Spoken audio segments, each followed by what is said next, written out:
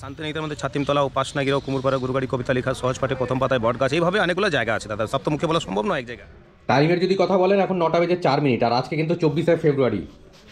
আজকে আরও একটি নতুন ভিডিও।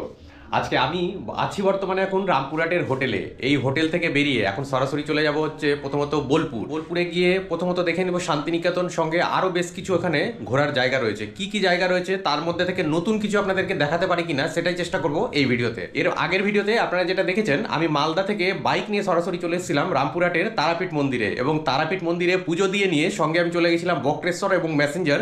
সেটা আপনারা একদিনে কি করে ঘুরে দেখবেন সবটাই রয়েছে সেই ভিডিওতে। যদি আপনারা ভিডিওটি না দেখে থাকেন, আই বাটন এবং নিচে ডেসক্রিপশন বক্সে লিংক দিয়ে রাখলাম, চাইলে আপনারা সেখান থেকে গিয়ে ভিডিওটি দেখে নিতে পারেন। তো চলুন ভিডিওটি স্টার্ট করা যাক।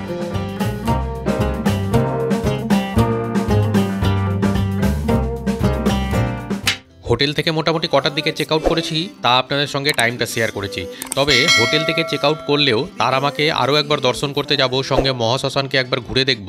এই করতে গিয়ে প্রায় আমার 1-1:30 বেজে গেছিলো প্রায় তারাপীঠেই। এরপর মোবাইলের ম্যাপে যখন বোলপুর শান্তিনিকেতন দিলাম, তখন দেখলাম যে বাইকে করে প্রায় 60 কিলোমিটার ডিস্টেন্স এবং টাইম লাগবে 1 ঘন্টা 41 মিনিট যথারীতি। তখন কিন্তু অনেকটা চিন্তায় পড়লাম যে এতটা লেট করে বেরোচ্ছি, সামনে গিয়ে কি দেখতে পাবো না দেখতে পাবো। তবে সবটাই কিন্তু শেয়ার করেছি এই ভিডিওতে। আপনারা দেখুন, আমি লেট করে পৌঁছিয়েও তারপর আমি কি কি দেখেছি এবং আপনাদেরকে কতটা কি দেখাতে পেরেছি। আশা করি আপনাদের ভিডিওটা ভালো লাগবে এবং নতুন কিছু ইনফরমেশন আপনারা জানতে পারবেন এই ভিডিওতে, সেটাই আপনাদেরকে দেখানোর চেষ্টা করেছি। তো চলুন আপনারা ভিডিওতে কন্টিনিউ থাকুন। গুগল ম্যাপে 1 ঘন্টা 41 মিনিট দেখাতে গেলেও যখন ফাইনালি আমি রওনা দিয়ে পৌঁছেছিলাম, তখন কিন্তু আমার প্রায় 2 ঘন্টা মতো লেগে গিয়েছিল। লেগে যাওয়ার কারণ হচ্ছে একটাই, জায়গাটা আমার কাছে একেবারে নতুন, যার ফলে আমাকে এইখানে ওখানে জিজ্ঞেস করতে করতে একেবারে মিউজিয়াম সামনে যতক্ষণ আমি গিয়ে পৌঁছালাম, ততক্ষণ অলরেডি মিউজিয়াম বন্ধ হয়ে গিয়েছে। তাছাড়া মিউজিয়াম অবধি পৌঁছাতে গেলেও সেখানে গিয়েই আমি অ্যাকচুয়ালি জানতে পারলাম যে এর ভেতরে ভিডিওগ্রাফি কোনোরকমভাবে অ্যালাউ নেই, যার ফলে আমি আগে পৌঁছাতে গেলেও আপনাদের কিন্তু সেই ভিডিও করে দেখাতে পারতাম না।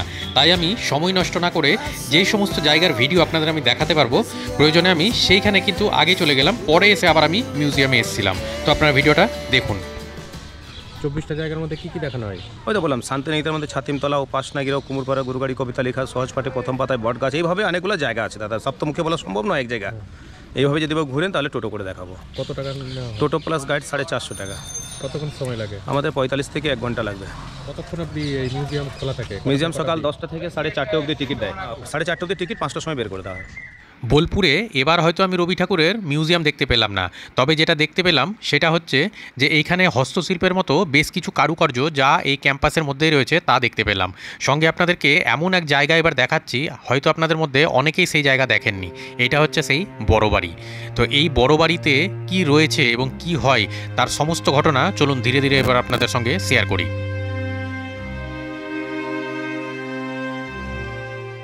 নমস্কার। এটা হচ্ছে একটা জমিদার বাড়ি, ঠিক আছে? এটা পুরোটা একটা মন্দির, ঠিক আছে? এটা মানুষ দেখার জন্য সবাই আসে। একটা পুরোনো 300 বছর পুরোনো একটা দুর্গা মন্দির। দুর্গা মন্দির? হ্যাঁ। কোন জমিদারের বাড়ি এটা? এটা শ্রীনিবাস সরকার। আচ্ছা।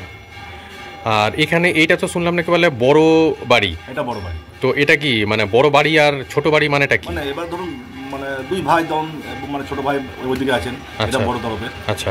কবিগুরুর শান্তিনিকেতন থেকে মাত্র 3 কিলোমিটার পথ পেরোলেই সুরুলের এই জমিদার বাড়ি। বৈষ্ণব মতে পূজিত হন মা দুর্গা, কিন্তু বলিও হয় পুজো প্রাঙ্গণে। রয়েছে শালগ্রাম শিলা। সুরুলের জমিদার বাড়ির পুজোয় পরতে পরতে রয়েছে বৈচিত্র্য।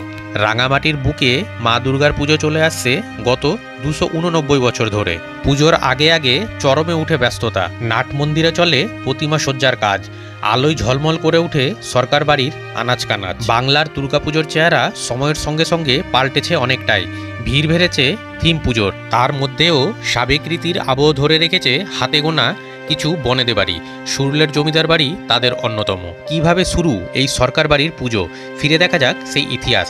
জমিদার বাড়ির সদস্যদের আদি নিবাস বর্ধমান। বর্ধমানের নীলপুরের ভরতচন্দ্র ঘোষ ছিলেন অপুত্র। পুত্র সন্তান লাভের আশায় একবার কাশী যাত্রা করেন তিনি। পথে সস্ত্রীক আশ্রয় নেন সুরুলে গুরুর বাড়িতে। গুরু বাসুদেব ভট্টাচার্য সুরুলের শ্যামসুন্দর মন্দিরের সেবায়িত। তিনি শিষ্যকে উপদেশ দেন সুরুলে থাকতে, সেখানেই পুত্র সন্তান হবে তার। বাস্তবে ফলে যায় গুরুর কথা, সুরুলেই জন্ম নেয় তাদের সন্তান কৃষ্ণহরি। কৃষ্ণহরির পুত্র শ্রীনিবাস ইংরেজদের সঙ্গে ব্যবসা করে রীতিমতো সুখ্যাতি অর্জন করেছিলেন, তবে প্রতিপত্তি বেড়েছিল আরে বহরে। তার আমলে ব্রিটিশরা তাদের সরকার উপাধি প্রদান করেন। মূলত জাহাজের পাল তৈরির কাপড় আর নীল চাষের ব্যবসা ছিল এই পরিবারের। ভরতচন্দ্রের আমল থেকেই শুরু হয় সরকার বাড়ির দুর্গাপুজো। শ্রীনিবাস সরকারের আমলে পুজোর আটচালা তৈরি হয়। তখনকার দিনে খরচ হয়েছিল মোট 18,000 টাকা। পরে ছেলেদের মধ্যে সম্পত্তি ভাগাভাগি হয় পারিবারিক বিবাদের জেরে। সেই থেকে ছোট তরফের বাড়িতেও আলাদা করে আয়োজন হয় পুজোর। তবে এখন আর বিবাদের রেশ নেই, দুই পক্ষই দুই তরফের পুজোয় সানন্দে যোগ দেন।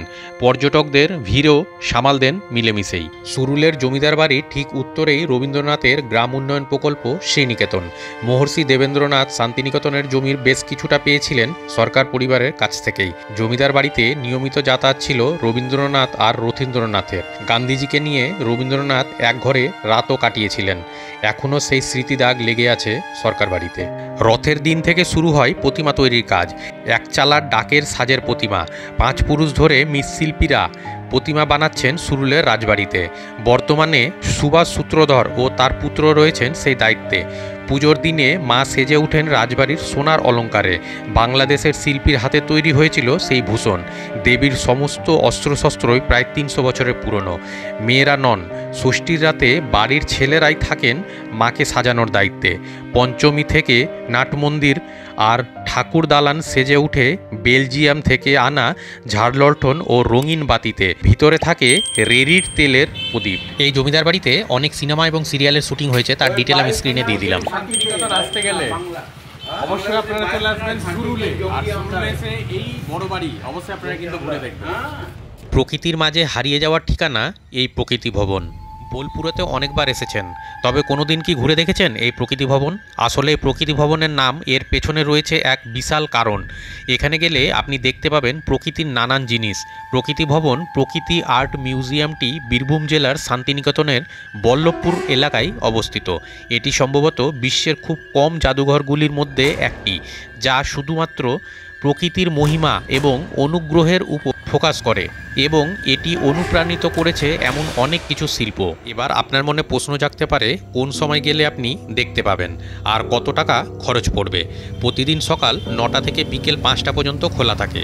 আর প্রকৃতি ভবনের প্রবেশের জন্য আপনাকে খরচ করতে হবে মাত্র 30 টাকা। যদি আপনি ছবি তুলতে চান তাহলে 20 টাকা অতিরিক্ত ফি দিতে হবে, আর এই 20 টাকার বিনিময়ে আপনি যত খুশি ভিডিও এবং ছবি তুলে নিতে পারবেন। আর 6 বছরের কম বয়সী শিশুদের বিনামূল্যে প্রবেশের অনুমতিও রয়েছে এই প্রকৃতি ভবনের মতো। ভিডিওর শুরুতে যেমন আমি আপনাদের কথা দিয়েছিলাম যে আপনাদের নতুন কিছু স্পট দেখাবো, সেই রকমই আমি আপনাদের দুটো স্পটের কিন্তু আমি সন্ধান দিয়েছি। তাই যখনই আপনারা এবার নেক্সট আপনারা বোলপুরে আসেন, অতি অবশ্যই আপনারা এই দুটো স্পটকে ঘুরে দেখে নেবেন। এবারে বোলপুরে এসে আমার কবিগুরুর মিউজিয়াম সঙ্গে সোনাঝুরির হাট দুটোর কোনোটাই আমার দেখা হলো না। তবে যদি আপনারা আমার এই চ্যানেলের মাধ্যমে আপনারা সেই ভিডিও দেখতে চান, তাহলে অতি অবশ্যই আমাকে কমেন্টস করে জানাবেন। আমি নিশ্চয়ই আরও একবার বোলপুরে এসে সেই সমস্ত জায়গার ভিডিও বানিয়ে অবশ্যই আমি আপনার সঙ্গে শেয়ার করব, এই কথা দিচ্ছি। এই বোলপুরে আপনারা কিভাবে করে আসবেন, আপনাদের মধ্যে অনেকেই জানেন, অনেকেরই আবার অজানা রয়েছে। তো বোলপুরে আসার জন্য নিজস্ব গাড়ি নিয়ে কিংবা আপনারা বাসে করেও কলকাতা থেকে সরাসরি আসতে পারেন, কিংবা মালদা থেকে আসতে পারেন। একই রকমভাবে আপনারা কিন্তু ট্রেনেও আসতে পারেন। তো ট্রেনে আসাটাই কিন্তু বেস্ট।